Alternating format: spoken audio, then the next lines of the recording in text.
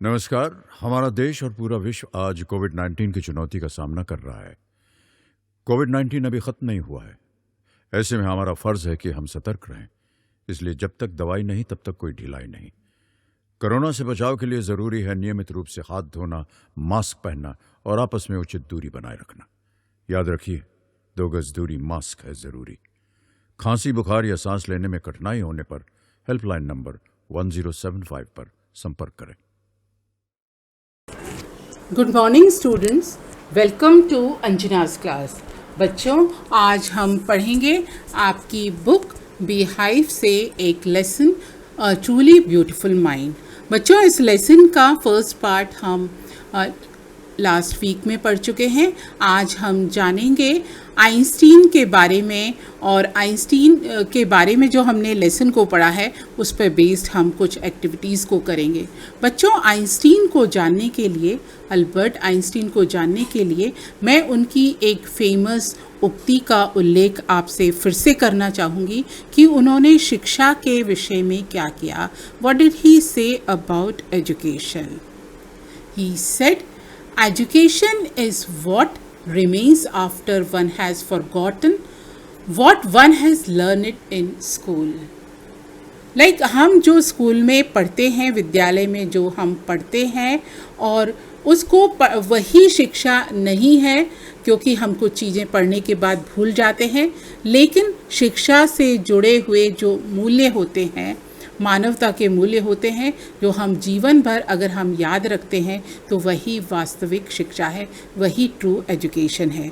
बच्चों, हमने last lesson में आइंस्टीन के लाइफ के बारे में पढ़ा था और उनकी लाइफ से रिलेटेड बहुत सारी घटनाओं को देखा था। तो आज हम एक बार फिर से उनको दोहरा लेते हैं।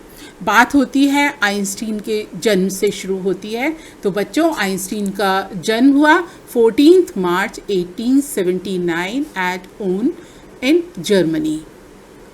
He was expert in violin. वो वायलिन बजाने में बहुत एक्सपर्ट थे। He did his schooling from Munich. उन्होंने अपनी हाई स्कूल की शिक्षा म्यूनिक से ली। 15 साल की उम्र में वो स्विट्ज़रलैंड गए और आगे की पढ़ाई के लिए वो यूरिक गए। इसके बाद उनकी मुलाकात मिलेवा मैरी से हुई।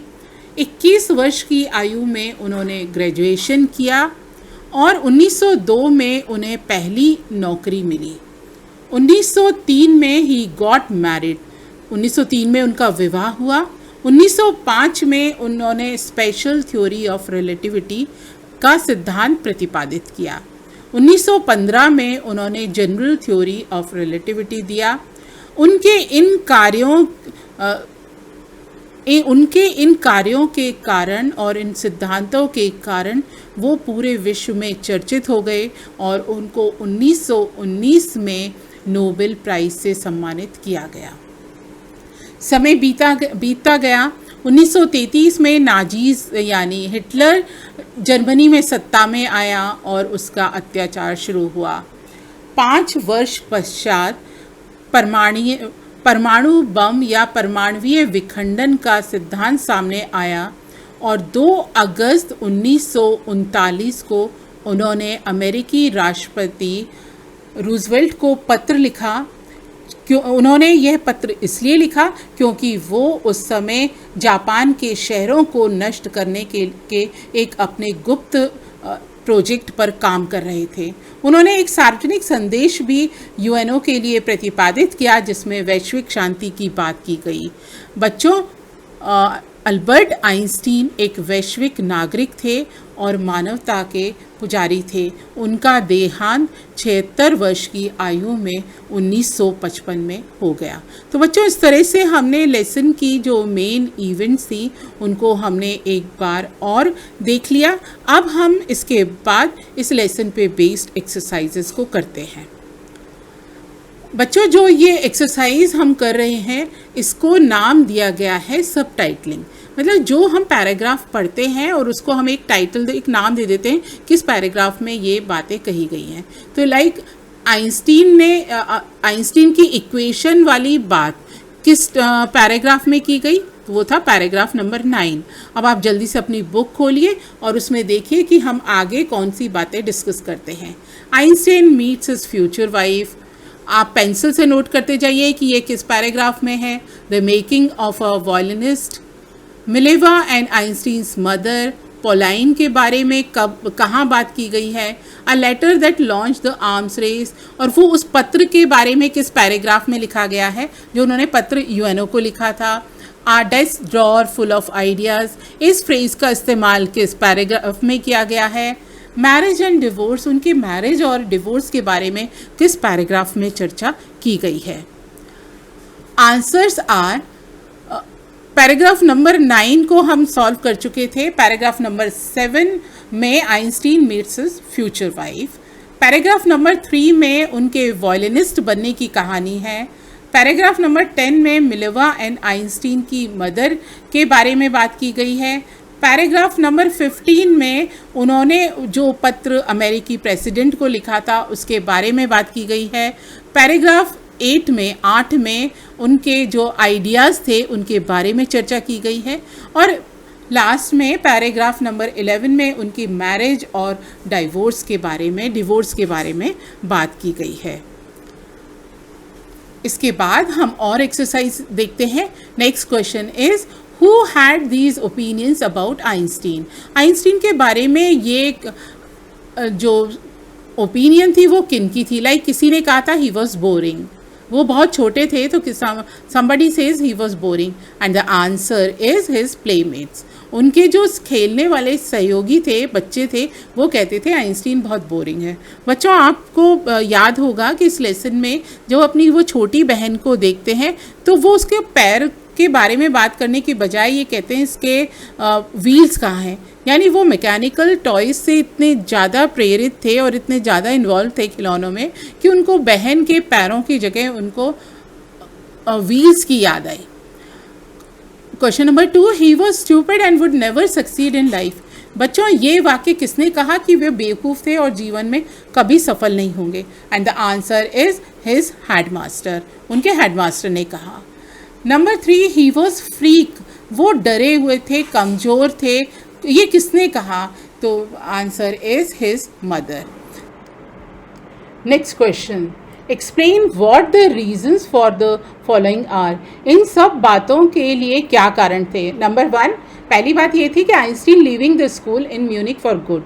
आइंस्टीन स्कूल को छोड़ रहे थे कुछ अच्छे के लिए। वो अच्छी बात क्या थी। Answer is, Einstein left the school in Munich, उन्होंने म्यूनिक में स्कूल छोड़ दिया because he did not like the discipline of the school, क्योंकि उनको उस स्कूल का अनुशासन पसंद नहीं था। He hated the school's regimentation and often clash with the teachers, उनको स्कूल के नियमों से घृणा थी और वो अक्सर अपने टीचर से उलझ जाते थे। Number 2, Einstein wanting to study in Switzerland rather than Munich. Einstein Switzerland में अध्ययन करना चाहते थे म्यूनिक के बजाय। And the answer is, Albert's parents move to Milan. अब चूँकि अल्बर्ट के माता पिता मिलान चले गए थे and left there son with relatives, और अपने संबंधियों के पास बच्चे को छोड़ गए थे।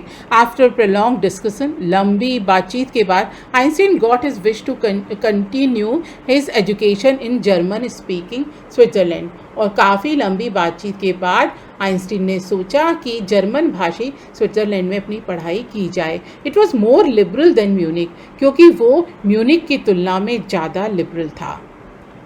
Next question, what did Einstein call his desk drawer at the patent office and why? Einstein called his desk drawer at the patent office the Bureau of Theoretical Physics. Einstein was actually developing his own ideas in secret, and his drawer had all the evidences which could reveal the secret. Next question, why did Einstein write a letter to Franklin Roosevelt? Answer is, with the emergence of Nazis in Germany, Germany में Nazis के उदय के साथ Einstein immigrated to United States. Einstein थे वो America चले गए। It was the fact that the Nazis had the ability to develop the atomic bomb. और ये सब लोगों को ये तथ्य पता था कि नाजीज ने एटॉमिक बम को बनाने की क्षमता है and it could destroy the whole world, और ये सारे संसार को नष्ट कर सकता है। So he warned Franklin Roosevelt in his letter. इसलिए उन्होंने फ्रैंकलिन रूजवेल्ट को इस बारे में पत्र लिखकर चेताया। Next question, how did Einstein react to the bombing of Hiroshima and Nagasaki? Hiroshima और नागासाकी में जब बम गिराया गया तो आइंस्टीन ने अपनी प्रतिक्रिया किस प्रकार दी? And the answer is the atomic bomb devastated the Japanese cities of Hiroshima and Nagasaki. He was deeply shaken by the extent of the destruction and wrote a public missive to the United Nations. Hiroshima और Nagasaki में बम गिराने के बाद काफ़ी विचलित हो गए थे अल्बर्ट आइंस्टीन, और उन्होंने यूनाइटेड नेशन संयुक्त राष्ट्र को इस संदर्भ में एक संदेश भी भेजा. Why does the world remember Einstein as a world citizen? Einstein को पूरा संसार वैश्विक नागरिक की तरह क्यों मानता है? The world remembers Einstein as a world citizen because he believed in universal peace. क्योंकि वो वैश्विक शांति में विश्वास करते हैं, इसलिए पूरा संसार उनको वैश्विक नागरिक मानता है. When there was the rate race for becoming atomic power, जब परमाणु शक्ति बनने की चूहा बिल्ली वाली दौड़ चल रही थी, he was worried about the aftermath of the bomb. उनको बॉम्ब ब्लास्ट के बाद के परिणामों की चिंता थी. He was really a world citizen. वो वास्तव में एक वैश्विक नागरिक थे who was concern with humanity, जिनका हमेशा से ध्यान मानवता की तरफ रहता था. तो बच्चों, इस तरह से हमने ये क्वेश्चंस देखे. अब एक हम नई तरह की एक ग्रामेटिकल आइटम को सीखेंगे, दैट इज़ कॉल्ड पार्टिसिपल. तो इस लेसन में हम दो तरह के पार्टिसिपल्स को सीखेंगे, जीरन और पास्ट पार्टिसिपल. आपके सामने ये दो सेंटेंस है. Einstein became a gifted amateur violinist. आप ध्यान रखिए गिफ्टेड वर्ड का, maintaining this skill throughout his life. और दूसरे सेंटेंस में लिखा गया है maintaining this skill throughout his life. तो आपने देखा होगा कि एक जगह नाउन से पहले वर्ब प्लस ईडी लगा हुआ है, जैसे गिफ्टेड है, और एक जगह वर्ब प्लस आईएनजी है. तो जहाँ बच्चों वर्ब प्लस ईडी लगा हुआ रहता है, that is called past participle, और जहाँ वर्ब प्लस आईएनजी होता है उसको हम कहते हैं gerund. The parts in italics in the above sentences begin with ing verb and are called participle phrases. जहाँ पर ing लगाकर, वर्ब में ing लगाकर और उसके बाद नाउन को लिखा जाता है, ये पार्टिसिपल फ्रेजेस कहलाती हैं. जैसे सेकंड सेंटेंस में लिखा है mixing science with tenderness. Mix verb है, उसमें ing लगाया है और उसके बाद नाउन है, तो मिक्सिंग साइंस विद टेंडरनेस. तो mixing science with tenderness is an example of participle phrase. Participle phrases say something more about the person or thing talked about or idea expressed by the sentence as a whole. For example, ये पूरे एक idea को बताती हैं participle phrases, event को बताती हैं. जो भी सेंटेंस में इवेंट हो, इंसिडेंट हो या आइडिया हो, उसको participle phrases बताती हैं. जैसे Einstein became a gifted amateur violinist. Gifted amateur violinist. Gift plus ed यानी verb plus ed. He maintain this skill throughout his life. अब इसको हम और समझते हैं कैसे हम फॉर्म को और पार्टिसिपल फॉर्म को रिकग्नाइज करें. तो देखिए, प्रेजेंट पार्टिसिपल फॉर्म हो या वर्ब प्लस आईएनजी हो, ये आपके सामने है. द स्माइलिंग गर्ल, आपने देखा है ना, आईएनजी का संबंध किससे है? गर्ल, मुस्कुराती हुई लड़की. दूसरा सेंटेंस, द स्किपिंग बॉय वोर रेड शूज. स्किपिंग आईएनजी का रिलेशन किससे है? बॉय से, रस्सी कूदता हुआ लड़का. ये इवेंट बताई जा रही है ना, तो ये है gerund. The crying baby fell sleep. रोता हुआ बच्चा. कौन है? रोता हुआ बच्चा. तो ये भी जीरन है. अब इसमें दूसरी तरह के जो आइटम है वो है पास्ट पार्टिसिपल. तो उसको भी हम देखते हैं. The field glass. कैसा ग्लास? फिल्ड ग्लास, भरा हुआ glass. Rested on the table, table पे रखा हुआ था. तो field glass, verb plus ED, ये एक इंसिडेंट को बता रहा है. द शेकन पैसेंजर, चौंका हुआ यात्री. हिला हुआ यात्री। द बर्न्ट लॉग, जला हुआ लकड़ी, जली हुई लकड़ी। ये क्या है? किसी इवेंट को बताया गया है। ये पास्ट पार्टिसिपल है जिसमें वर्ब के साथ में ईडी यानी थर्ड फॉर्म को लगाते हैं और उसके बाद में हम नाउन को लिखते हैं। इसको एक बार और क्लियर करते हैं। लाइक अगर हमने वर्ब में ईडी लगाते हैं, जैसे board, he was getting bored, वो बोर होता जा रहा था। अगर मैं, तो ये मैंने पास्ट पार्टिसिपल का प्रयोग किया। अगर मैं कहती हूँ he was a boring boy, वो काफ़ी बोर लड़का था, या she was a boring girl, या the boring girl. Amazed, verb plus ED, ये हो गई पास्ट पार्टिसिपल। एक्साइटेड, ये भी पास्ट पार्टिसिपल है, लेकिन इस तरफ देखेंगे amazing, verb plus ING, this is called gerund. Exciting, ये हो जाएगा जीरन हो जाएगा। इसको हम देखते हैं जहाँ ईडी का प्रयोग कहाँ करते हैं। तो ED is used, verb plus ED is used to describe the way a person feels. एक व्यक्ति किस तरह महसूस करता है, इसको बताने के लिए हम पास्ट पार्टिसिपल का प्रयोग करते हैं। ING, gerund, is used to describe someone's personality, a place, an event and an experience. और किसी की पर्सनैलिटी, प्लेस और इवेंट या एक्सपीरियंस को बताने के लिए जीरंड का प्रयोग किया जाता है। अब हम इसकी एक्सरसाइज को करके देखते हैं। पहली एक्सरसाइज है fill in the blank, the fire fighters finally put out the fire. अब इसमें हमको किसका प्रयोग करना है? They work round the clock. इस सेंटेंस को, इस क्लॉज को हमको जीरंड में बदलना है।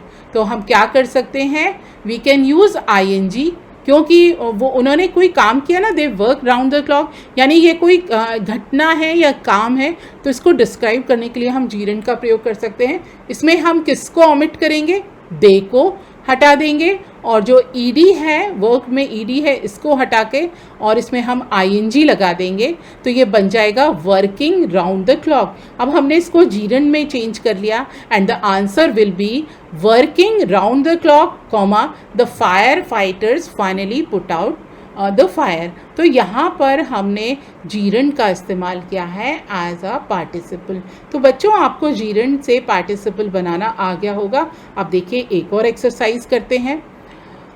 ये ब्लैंक स्पेस है। I found my self in Bengaluru instead of Banaras. He had taken the wrong train, मतलब गलत ट्रेन में बैठ गया। I found my self in Bengaluru instead of Banaras. Banaras पहुंचने के बजाय मैंने अपने आप को बेंगलुरु में पाया। अब ये क्या है? ये एक इवेंट है, हो गई कि वो अपने आप को बेंगलुरु में पा रहा है बनारस की बजाय। तो हम इसमें हैड को हटाएंगे। अब चूंकि ये परफेक्ट टेंस था, हैड को हटाकर हम इसकी प्रेजेंट फॉर्म लाके having taken the wrong train, हम इसको ऐसे बना देंगे, having taken the wrong train I found my self in Bengaluru instead of Banaras. आपको समझ में आया बच्चों? जब परफेक्ट टेंस है, यहाँ पर पास्ट परफेक्ट टेंस है, तो हैड को हमने हैव में बनाया प्लस आईएनजी, यानी हमने इसको जीरंड में कन्वर्ट कर दिया, और इसके बाद हमने लिख दिया having taken the wrong train I found my self in Bengaluru instead of Banaras. तो इस तरह से बच्चों हमने जीरंड और पार्टिसिपल का प्रयोग करना सीखा।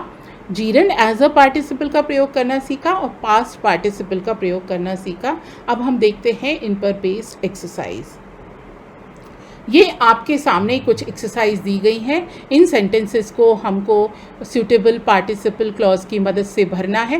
पहला मैंने आपको कर दिया था कि working round the clock the fire fighters finally put out the fire. Second sentence, she watched the sunset above the mountain, comma. अब आपको क्या भरना है? She notice the colours blending softly into one another. Third sentence is the excited horse pawed the ground rapidly, और इसको bracket में दिया गया while it neighed continually. Number 4, I found myself in Bangalore instead of Banaras. ये example हम कर चुके हैं। I was desperate to get to the bathroom, और ये विद इन ब्रैकेट्स है I had not bathed for 2 days। इसको हमको पार्टिसिपल में चेंज करना है।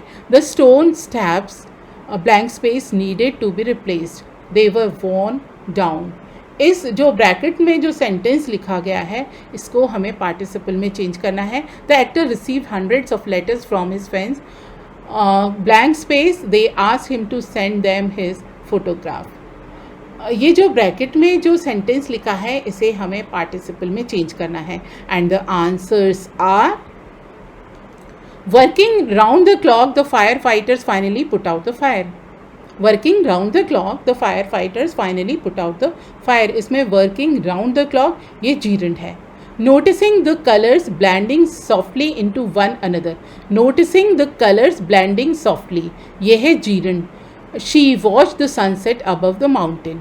नीइंग continuously the excited horse pawed the ground. Kneeling continuously ये भी जीरेंड है. Having taken the wrong train ये जीरेंड है. Having not bathed for 2 days ये जीरेंड का प्रयोग है as a participle. The stone steps being worn down needed to be replaced. Being worn down.